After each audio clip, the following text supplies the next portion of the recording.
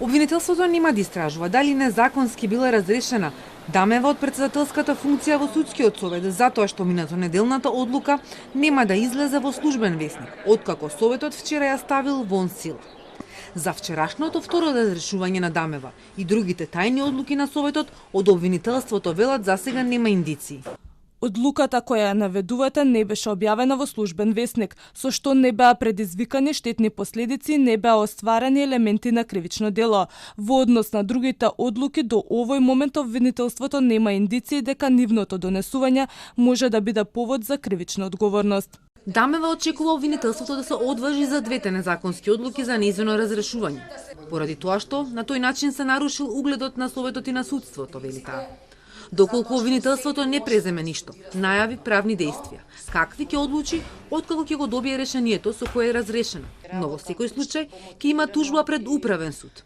Очигледно е дека денешниот чин, кој за некој најверојатно е завршница на претходните действија, нема ниту правна, ниту законска основа. Одговорност за незаконското постапување и одлучување мора и треба да има. Судскиот совет беше блокиран изминатите денови. Мое мислење е дека истото е со цел да се обезбеди потребното мнозинство за мое разрешување и за избор на нов претседател.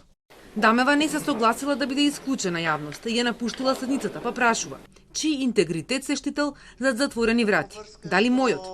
Советот пак се повикал на членот 39 став 2 од Законот за судски совет, кој предвидува исклучување на јавноста заради заштита на интегритетот и угледот на судијата, што се применува во дисциплински постапки против судии. Според експертите и наблюдувачите, прекршен е и следниот став од овој член кој гласи: во случај кога советот одлучил за исклучување на јавноста од седница, претседателот на советот е должен да ја извести јавноста за причините за исклучување на јавноста и во случај ако на истата седница донесува одлука со гласање, гласањето за одлуката е јавно.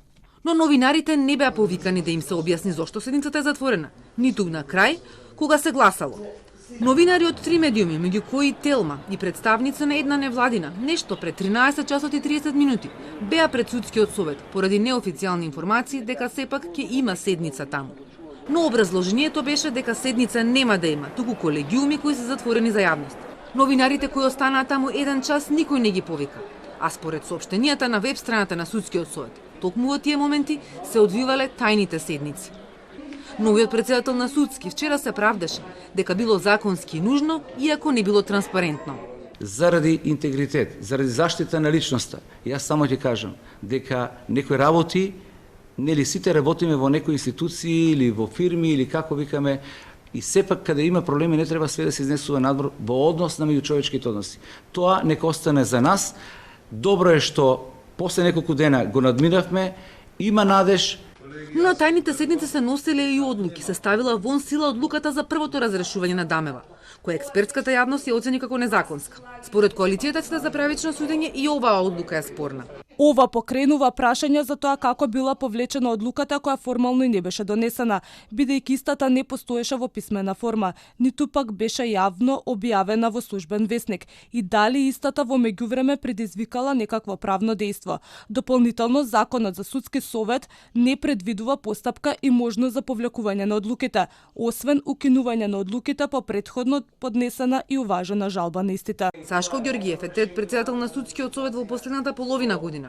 Ветуваше дека ќе штити судиите од политички влијанија и дека ќе ја подобри довербата во судството.